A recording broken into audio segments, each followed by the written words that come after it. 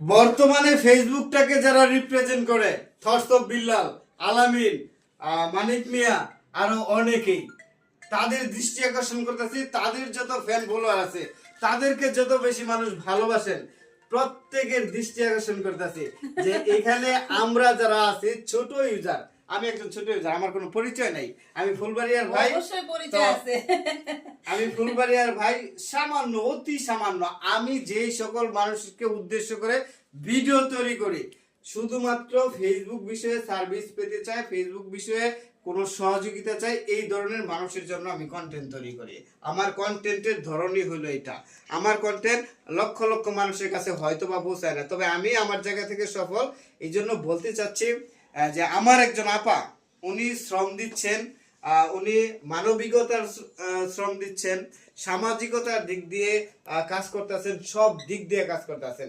ওনার কাজগুলাকে যদি মূল্যায়ন করা হয়, আপনারা ওনার আইডিতে গেলে দেখতে পারবেন, বা ওনার আইডিতেই আপনারা এই ভিডিওটি দেখতে পাচ্ছেন।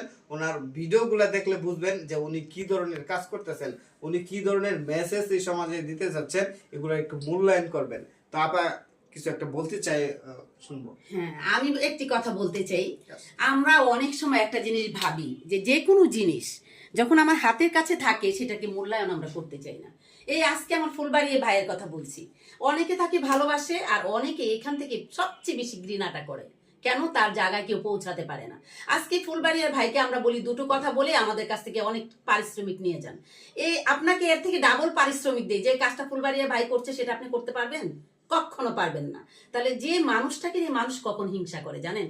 একটা মানুষ যে পর্যায়ে থাকে, সেই পর্যায়ে যখন একটা লোক যেতে পারে না, ঠিক তখনই আমরা সেই মানুষটাকে নিয়ে হিংসা করি। কিন্তু যে মানুষটাকে নিয়ে আমরা হিংসা করি, সেই কিন্তু আমাদের আলোর পথ দেখিয়ে দেয়।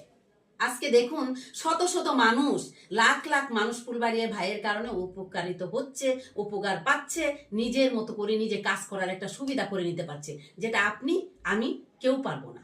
তাহলে তাকে কখনো কেউ ছোট করবেন না, তার জন্য অনেক অনেক বেশি দোয়া করবেন। আমি বড় বোন হিসাবে অনেক আশীর্বাদ করলাম।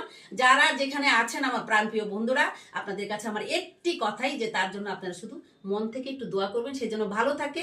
আর আমাদের সমাজের মানুষের জন্য, যারা ছোট ছোট ইউজার রয়েছে, যারা নিজেরা মোবাইল সম্পর্কে কিছু বুঝে না, কিছু করতে পারে না, তারা যেন তার কাছে এসে তাদের কথাগুলো শেয়ার করতে পারে, সেখান থেকে একটু উপকারিত হতে পারে, সেই কাজটা যেন সে করে দিতে পারে, সার্ভিসটা সবাইকে, সেই দোয়াটা আপনারা মন থেকে করবেন। তার সুস্থতা কামনা করছি।